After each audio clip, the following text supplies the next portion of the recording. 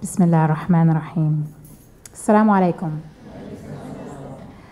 First, I want to thank Claremont and the Islamic Society of Orange County for holding this forum, and all of you for taking time out of your busy schedule.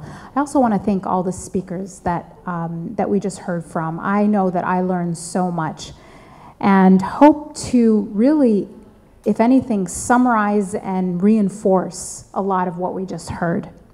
I want to talk to you today as we think about not only this election, but long term. How do we engage? How do we connect and integrate and influence our society? I want to talk to you about three broad themes: courage, compassion, and connectedness.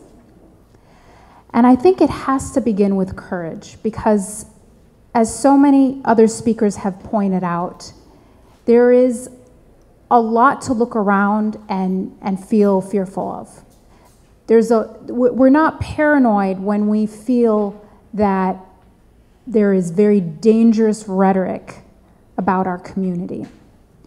This rhetoric isn't just something that is spewed from the television and stops there. People are internalizing that, they're being emboldened by it, and some people, they're going as far as committing acts of violence. I recently read a statistic that found that the Employee Equal Employment Commission, it's a federal commission that investigates employment discrimination.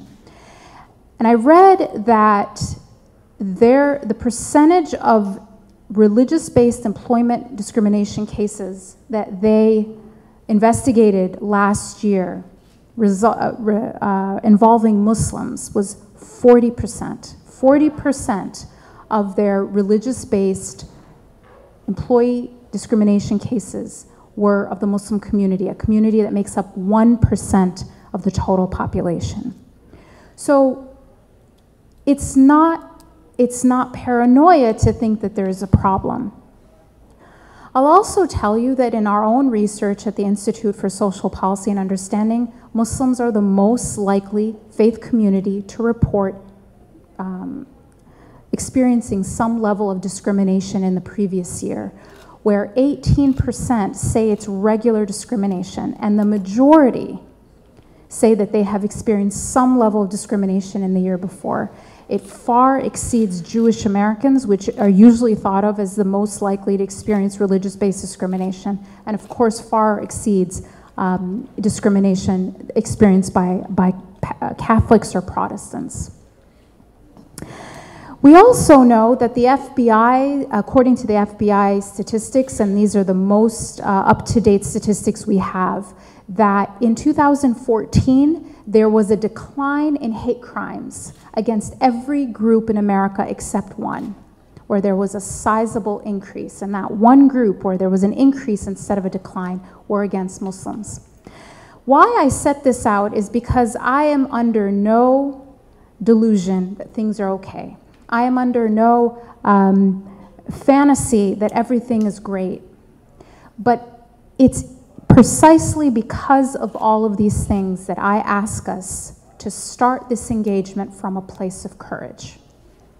From a place of courage, not because there's nothing to fear, but because there are so many things that are more important than our fear.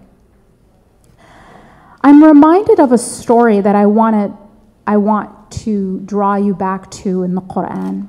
And it's actually the story of David and Goliath, Dawood and Galut, where they were marching to face this giant. And they were instructed in this march to face something that was very intimidating to them, that was something they were very afraid of. They were instructed not to drink from a specific watering hole. And some of the soldiers obeyed and didn't drink, and some of them didn't obey and essentially gave in to their impulse and drank from that watering hole. And it's very interesting how these two groups then responded to the fear that they were experiencing. The group that gave into that impulse said, how will we ever fight this great giant? How will we, a small group, stand up to something so great, so powerful, so mighty? And the other group that restrained themselves, that obeyed, their response was very different because they weren't looking at their own ability. Their focus point wasn't their capacity. It was Allah. And their response was, many times have a small group defeated a large group. And I think that drawing on this story, we take a very important lesson. There's so many lessons from this story. The one I really want to emphasize is courage comes from a place of not focusing on yourself.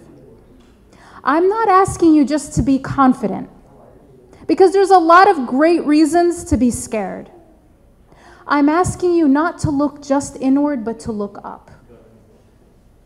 And I'm asking you to draw that strength from a restraint, from a place of restraining ourselves, obeying God first.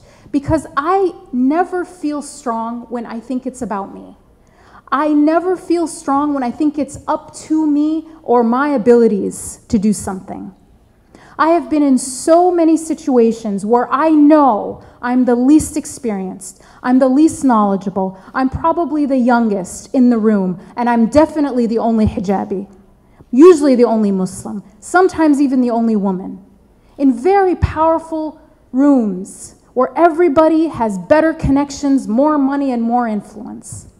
And I have to sit there and I have to speak my truth, or at least be in the room so that everyone else is feeling uncomfortable when the racism starts. And don't ever underestimate the power of being in the room just to make people uncomfortable. That's our job sometimes. Just make it uncomfortable for people to be bigoted. And many, many times that's almost my only function in these rooms. But when I start to think about my comparative advantage versus everyone else in the room, when I drink from that watering hole of a material-based paradigm, I am very fearful. And I look around and I think, how can I stand up to all of this? I'm going to be quiet today. I'm going to be silent today. I can rationalize it, strategic today by being silent, right? Because if I speak, I might not be invited back, and that would be bad for the Muslim community. And I know the difference when I drink from that watering hole of giving in to the perception that it's about these material realities that will decide things. But on the days when I come into that room with the right paradigm, knowing that it's not up to me and that I am almost inconsequential to the entire process, that if anything, Allah will work through me if I am blessed and I am privileged to be a vehicle, I feel very strong. I almost feel indefensible, invincible. And I can say things that I don't even know where they came from. I was once interviewed on Meet the Press, and Chuck Todd asked me, what would you advise Trump to read to learn about Islam? And it was actually a very tricky question because I didn't know what to say. I didn't know if I should say, well, he should read my book, or he should read the Quran. And then I realized this is not about learning about Islam, and you're trying, in this moment, actually you're trying to otherize us. This is not about Islam. And I said, it came out, I don't want him to learn about Islam, I want him to learn about the Constitution. Wow. And that response came from a place of knowing that what I am capable of and what we are all materially capable of is almost inconsequential, because we are never called to produce an outcome. We are only called to obey. So courage comes from that knowledge, from that internalizing that reality. We are called to obey, not to produce outcomes, and to divorce ourselves of that outcome. And it can make you see through things. Because I saw through that question. And some people actually criticized my answer. Maybe it wasn't perfect. Oh, you should have said you should read the Quran. Really? This is the thing? We want Trump. Here's the issue. I am not going to hold our community hostage to every presidential candidate being an Islamic scholar. He doesn't know anything about Hindus, right? But he's very positive towards them. The point is, we need to hold this country accountable to its own values. And what we need as a community is to be seen as equal citizens, not a special group that needs special treatment.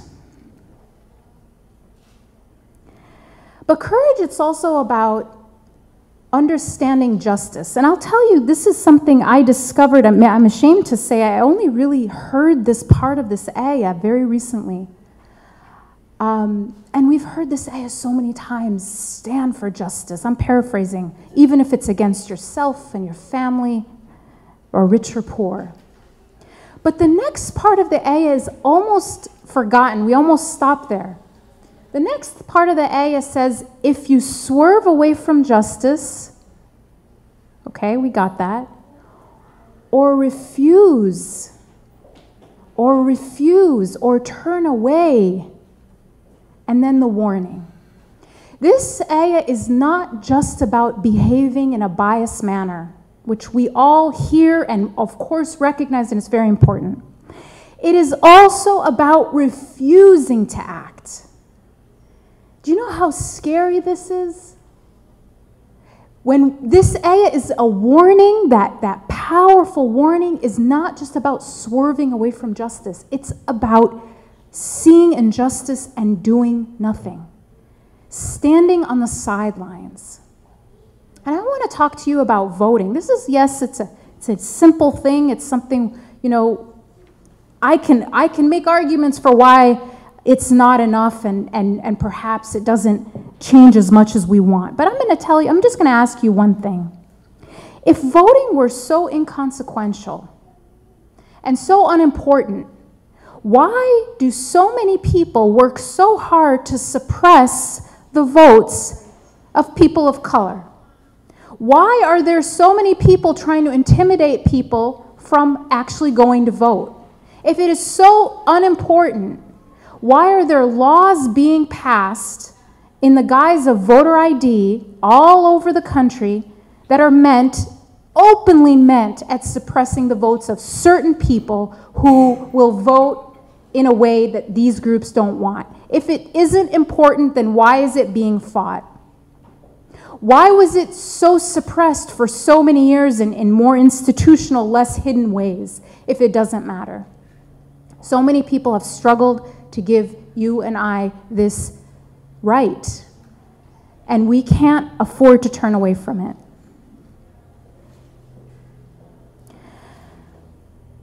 But it's also about compassion.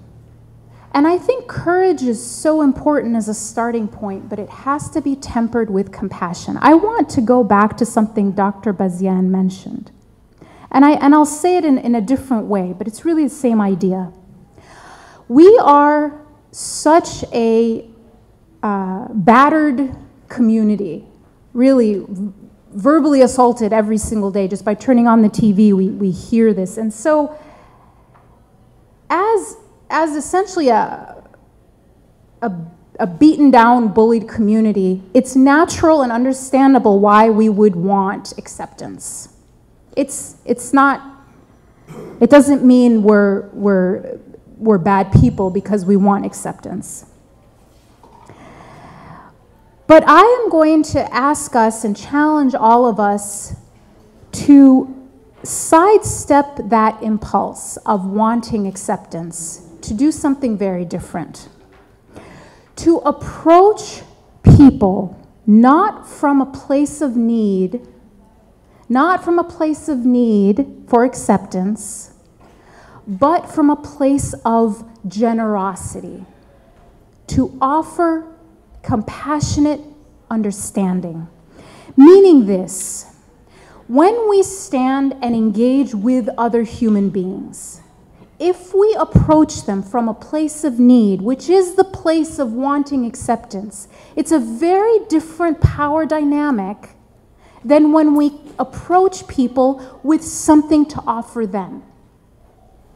And at the bare minimum, what we have to offer them is the gift of understanding.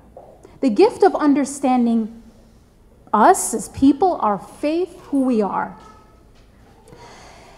If our goal, and I heard this once and it really has shaped everything I try to do.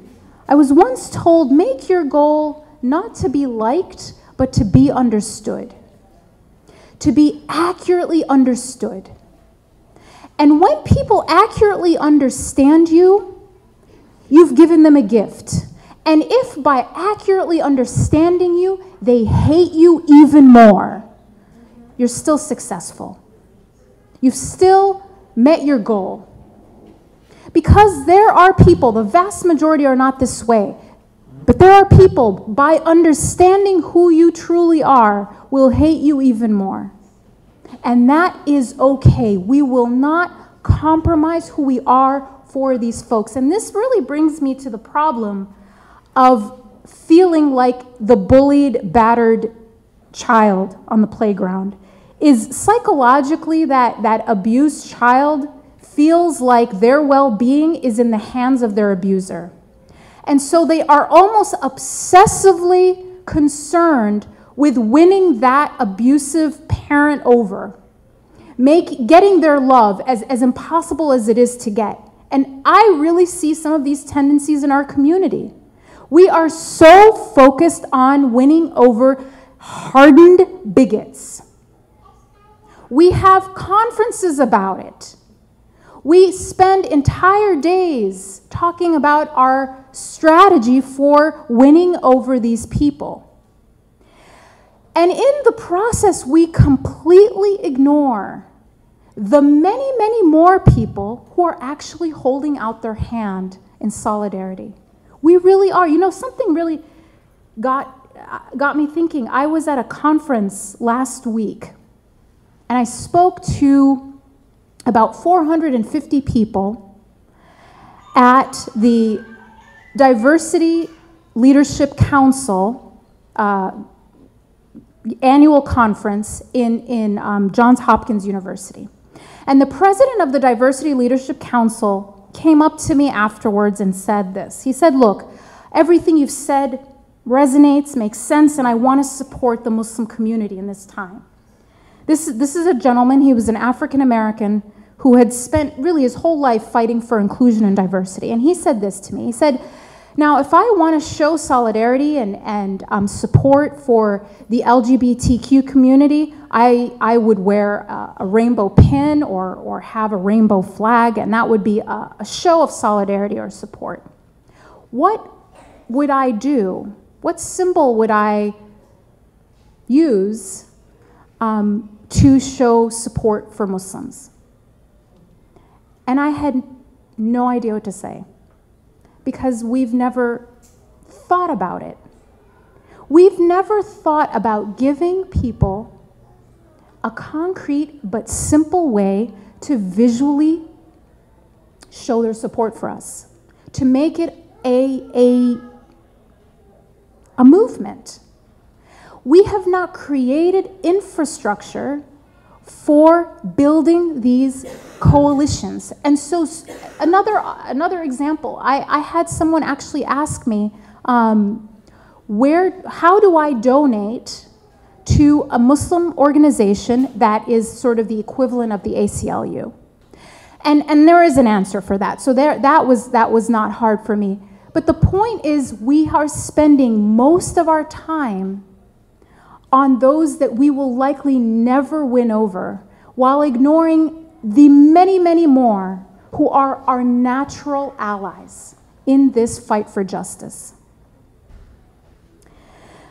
But in approaching people from a place of compassion, We can't do it when our communities are not imbued with this compassion in a way that our Prophet described, in the way that the Prophet ﷺ was described by Allah in the Quran as a rahmah to all the worlds.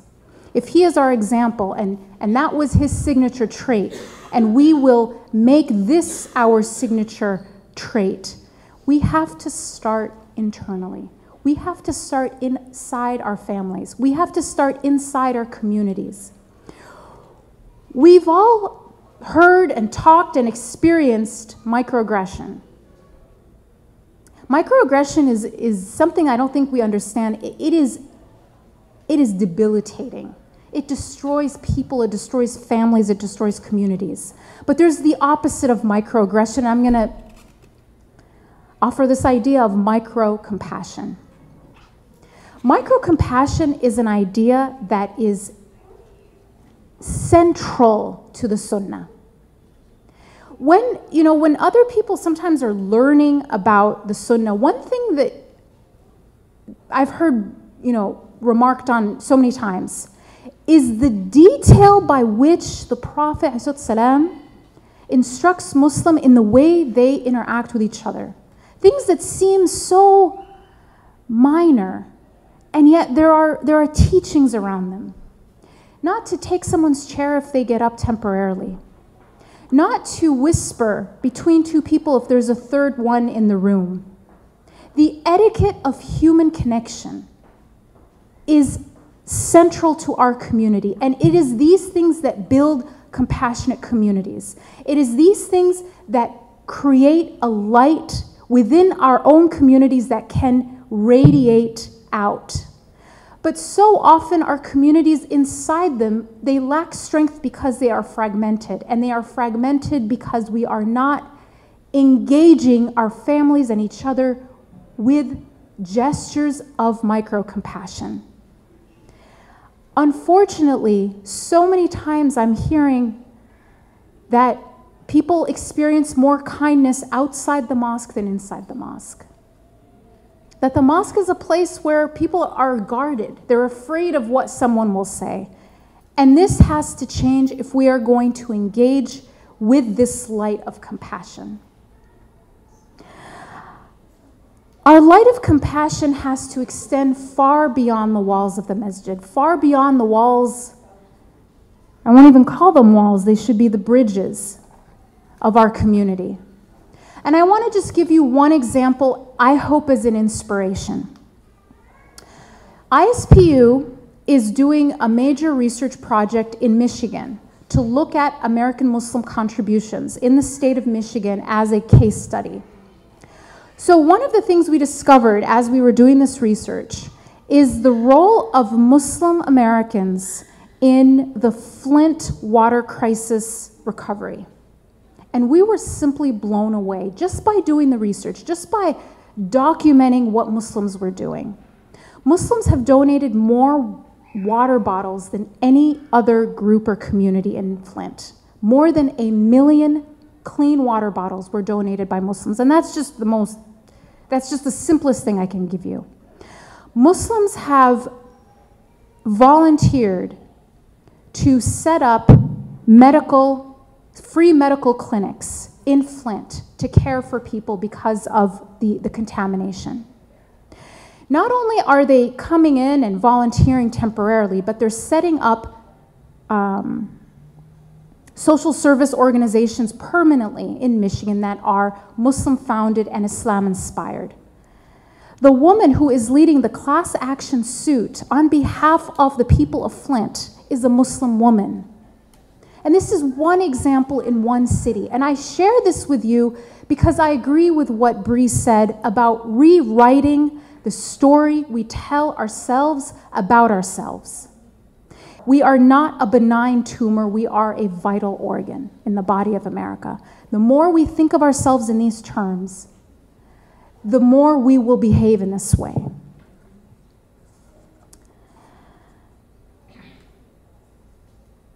Now, in light of these concepts, we can't go from courage and compassion without talking about connectedness and our inherent connection to other human beings and the struggle of other human beings.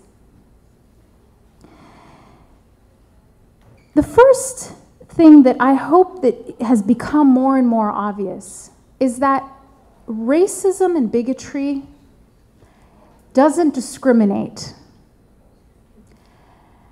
That the fruit of anti-Muslim bigotry and the fruit of anti-black racism, state violence against Muslims and state violence against black people are different fruits on the same tree of racism, of institutional racism.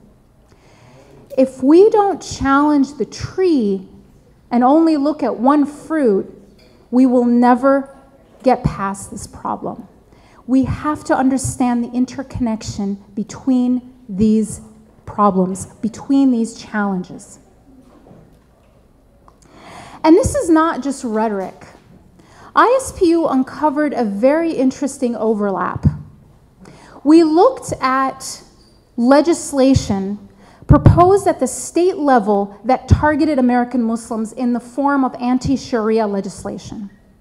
What anti-Sharia legislation is, for anyone who isn't familiar, it's a law at the state level that basically says that that Sharia or foreign laws will not be valid, laws in that state. It's meant as not a solution in search of a problem that doesn't exist, but rather a way to fan fear of Islam and Muslims in that state by actually proposing a law against the takeover of Sharia in that state. Not because it's a real threat, but because it's a great way to flare up the sentiment of Islamophobia. However, in the process, when these ridiculous laws actually happen to pass, alhamdulillah, they haven't passed in most cases, but there are states where they have passed, like in Oklahoma, it directly curtails the rights of Muslim Americans. Suddenly, their wills are no longer valid in court. Their marriage certificates are no longer valid. Their divorce decrees are no longer valid because they are in some way based on Islamic principles. Whereas any other faith group is totally able to bring their own documents based on their faith principles, and the court will recognize them. So they are being challenged on constitutional grounds. But here's the thing about anti-Sharia legislation. We found that legislators who are proposing these legislations that are targeting Muslims, that 80% of these lawmakers are also proposing other laws that restrict the rights of other minorities. So when I say there's an overlap, there is a connection, that all of this is one tree of racism with different manifestations, I'm not just making a rhetorical point. I'm making an empirical point. These laws, now the two, very interestingly, we looked at a lot of different issue areas. The two places where there is the strongest overlap between anti-Muslim restrictive laws and other laws are anti-labor laws and voter suppression laws. That's where there's the biggest overlap. Those who are going after Muslims are also going after the vote and suppressing the votes of African Americans and Latinos in this country, as well as the ability of workers to organize. So recognizing our interconnectedness. I also wanted to add one thing that I think is really important. Anti-Muslim sentiment is not a problem for just Muslims. And that was really part of my response to that question about what would you teach Trump about Islam. This is not about the 1%. This is not about Islam. This is about American democracy and the fact that it's under threat. The strongest predictor, and this is, even stronger than whether or not you know a Muslim, believe it or not, the strongest predictor of anti-Muslim sentiment is anti-Jewish sentiment. if you admit to being anti-Semitic, you are 32 times as likely to also have anti-Muslim prejudice. And being anti-Semitic is the strongest predictor of Islamophobia, stronger than anything else. So this threat we're calling Islamophobia doesn't just focus on Muslims. But it's not just about minorities either. When we are fed fear day in and day out, it impacts how we look at the world. Every single American is threatened by this regular diet of fear that we are getting. Fear on a neurological level makes us more accepting of authoritarianism, conformity, and prejudice. Fear erodes the foundation of our democracy. Fear kills freedom. So we are not here simply to defend ourselves, simply to fight for the rights of the 1%. By resisting this threat, this cancer to our country, we are fighting for the rights of every American to be free, of every American to not be manipulated by the media or by their politicians. For every American to be safe, to have actors of the state actually do their job to protect, not to criminalize a race or a religion. So in closing, I want to encourage every single one of you to take advantage of the rights that we have, the rights that have been fought for by so many before us, and vote this election, and then stay involved for the long term. Thank you.